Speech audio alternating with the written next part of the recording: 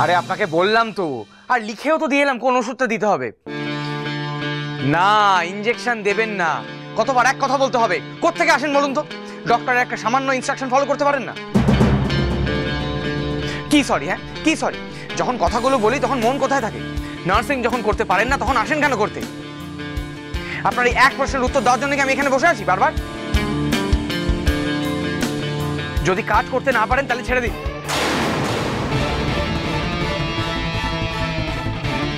না না না, আপনি আমার কথাটা শুনুন, আপনি আমার কথাটা শুনুন। যদি পার্সোনাল প্রবলেমের জন্য আপনার কাজে কনসেন্ট্রেট করতে অসুবিধা হয় তাহলে ছেড়ে দিন, আমার সাথে কাজ করতে আসবেন না। আমি অনিশাকে বলে দিচ্ছি আপনাকে রিপ্লেস করে দিতে।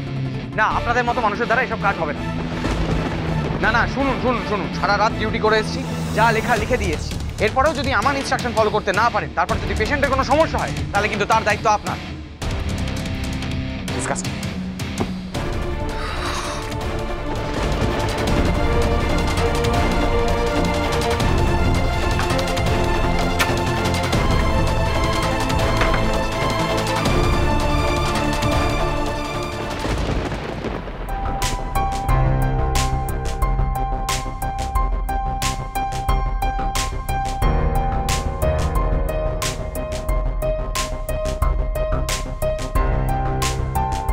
খুব রেগে আছে দুর্জয়। এই মুহূর্তে কিছু বলে কোনোই লাভ হবে না। আগে ডক্টর আন্টি আসুক, তারপর ব্যাপারটা ম্যানেজ করতে হবে। তবে লাস্ট ডেটের আগেই যা করার আমাকে করতে হবে। ডাক্তারিতে আমাকে ভর্তি হতেই হবে।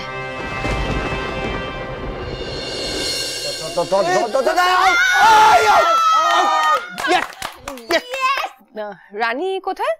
আরে ডক্টর চ্যাটার্জি এসে গেছেন, আপনার জন্য ওয়েট করছিলাম। মানে এটার কি মানে রিপোর্টের কি অবস্থা?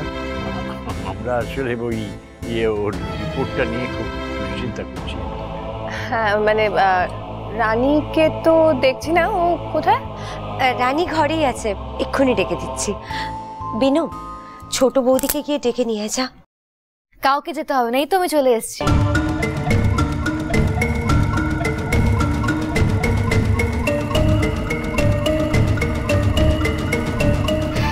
ডক্টর আন্টি, আপনি রিপোর্টটা নিয়ে চলে এসেছেন? মানে সবকিছু নর্মাল আছে তো?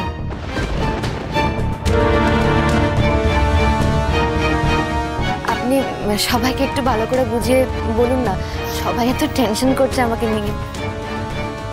রিপোর্ট এসে গেছে? কি আছে?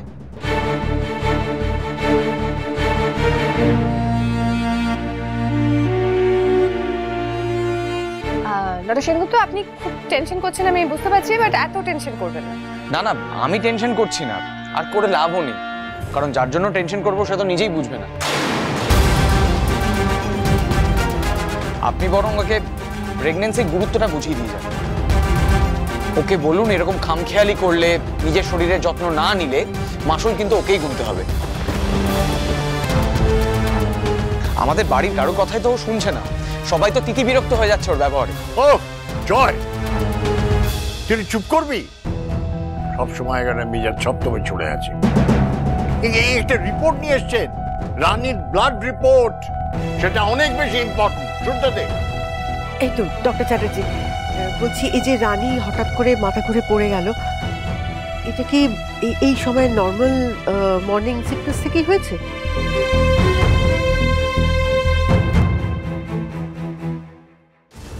হ্যাঁ ডক্টর চ্যাটার্জি, বলুন না রিপোর্টে কি আছে। সত্যি তো সবার খুবই দুশ্চিন্তা হচ্ছে।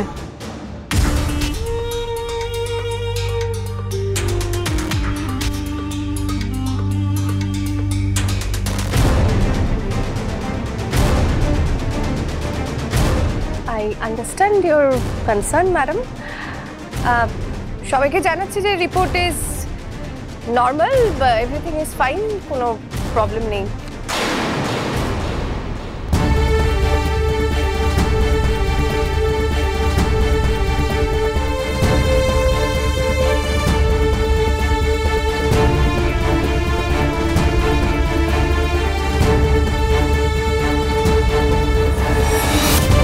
যাক বাবা, ঠাকুর বাঁচিয়েছে। আমি অ্যাকচুয়ালি এটা রুটিন টেস্ট করতে দিয়েছিলাম, মানে হঠাৎ করে সেন্সলেস হয়ে গেল, কিন্তু সেরকম কিছু পাওয়া যায়নি। Thank you so much Anisha, সত্যিই তুমি করে দেখালে, থ্যাংক ইউ অ্যাগেন। ম্যাডাম আপনি ঠিকই বলেছেন, আমার মনে হয় ওই মর্নিং সিকনেস থেকেই ব্যাপারটা ঘটেছে। আর অ্যাকচুয়ালি এই সময় একটু হজমের গোলমাল হয়, হয়তো গ্যাস ফর্ম করে মাথাটা ঘুরে গেছিল। হ্যাঁ, তাছাড়া ও তো একটু ঘুমের সমস্যা আছেই। ডোন্ট ওয়ারি, আমি ওর হজমের ওষুধটা চেঞ্জ করে দিয়েছি, আমার মনে হয় না আর কোনো প্রবলেম হবে। দেখেছেন মা, আমি তো বলেইছিলাম রিপোর্টে কিছুই নেগেটিভ বেরোবে না। আমার তো মনে হয় ডক্টর চ্যাটার্জি অযথা একটা কেওয়াসের সৃষ্টি করলেন। মানে আমাদের ফ্যামিলি মেম্বারসদের মধ্যে একটা ভুল বোঝাবুঝি হয়ে যাচ্ছিল।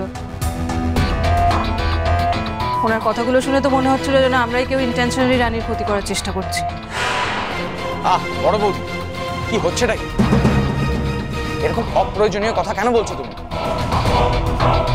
প্রতিটা ব্যাপারে পিঙ্কির কথা বলা যায়, এদিকে কাকে কি বলতে হয় সেটা জানে না। এতে এতটুকু শিক্ষা থাকলে কেউ এরকম অসভ্যের মতো আচরণ করতে পারে? গড সেক বড় বৌদি, প্লিজ এবার একটু থামো। উনি রানীর ডক্টর, এইটুকু অন্তত মনে রাখো।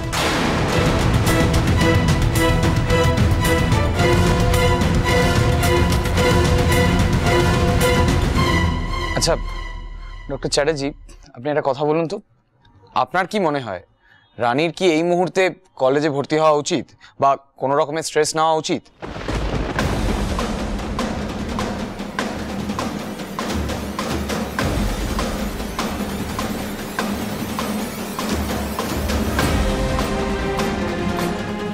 এই জয় না, মানে এর মাথায় একবার যেটা ঢুকবে ব্যাস আর বেরোবেই, মানে বেরোতেই চায়। বাবার বলে নাকি রানীর জেদ বেশি, ওর কি কম নেই? কি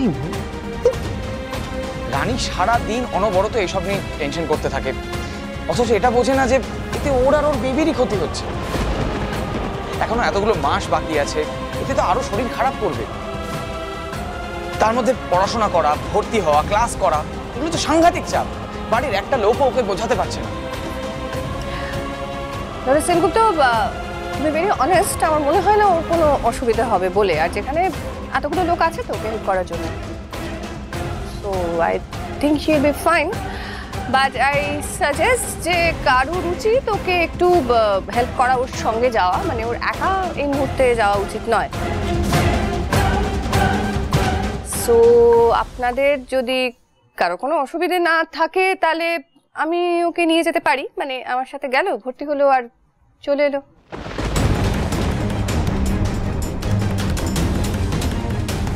আপনি নিয়ে যাবেন কেন?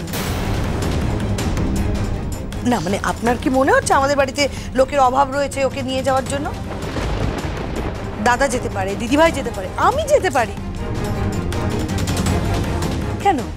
আমি আমার ছোট বৌমাকে ভর্তি করাতে নিয়ে যেতে পারবো না? শুক্রা, তুমি ওইভাবে কথা বলছো কেন ওর সঙ্গে? তুমি কেন বুঝতে পারছো না উনি একজন নামকরা গাইনোকোলজিস্ট? ওর কন্ডিশন, মানে রানীর কন্ডিশনটা উনি সব থেকে ভালো বুঝবেন, তুমি আমি বুঝবো না। রানীকে নিজের মেয়ে মতো ভালোবাসেন, হেল্প করতে চাইছেন। আর একটা কথা মনে রেখো, এই বিনায়কের সঙ্গে আগে পরিচিতি ছিল বলেই উনি এতটা করছেন আমাদের জন্যে, সেটা ভুলে যেও না কিন্তু। না না না, please please please, that's not the point. ব্যাপারটা সেরকম নয়। অ্যাকচুয়ালি আমি রানীকে খুবই স্নেহ করি, তো তাই জন্যই আর কি এত কথা বলা। ওর কোনো ক্ষতি হোক আমি সত্যি চাই না। ডক্টর চ্যাটার্জি, আমি একটা কথা বলতে বাধ্য হচ্ছি। এ ব্যাপারে আমি আপনার সাথে সহমত হতে পারলাম না।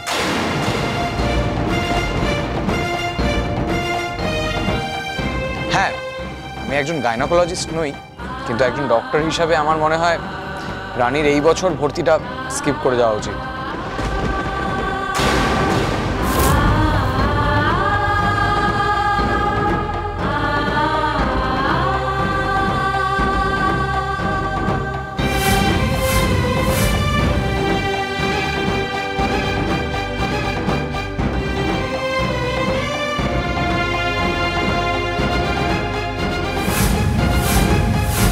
জয় তুই এইভাবে কেন রিয়াক্ট করছিস? ডক্টর চ্যাটার্জি বলছেন তো।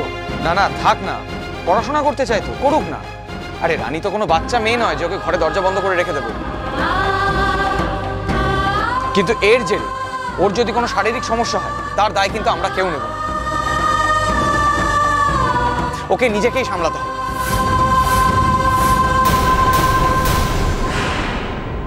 প্রয়োজন পড়লে আমি রানীকে দিয়ে বন্ডে সাইন করিয়ে নেব। কি বলছিস তুই? নিজের বউকে দিয়ে বন্ড সই করিয়ে নিবি?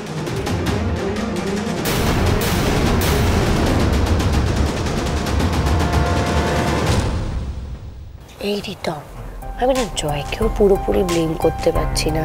আরে রানীরও দোষ আছে, ছোটবেলা থেকে এরকম জেদি। আচ্ছা এখন যখন ও প্রেগনেন্ট হয়েই গেছে তো ওটাতেই পুরোপুরি ফোকাস করতে পারে। তুমিই বলো, সব কিছু কি একসাথে করা যায়? আমি কি বলবো? আমার আর কাউকে কিছু বলার নেই, যা খুশি তাই করো। আমি আসছি। দুর্জয় শোনো আমার কথা। দুর্জয়, দাদা দেখলেন রানীর এই ব্যবহারের জন্য আমার ছেলে কতটা রেগে গেল। সারা রাত নার্সিংহোমে ডিউটি করে দু চোখের পাতা এক করতে পারলো না, কিন্তু তাতেও ওর বউয়ের জেদের কমতি নেই। কিন্তু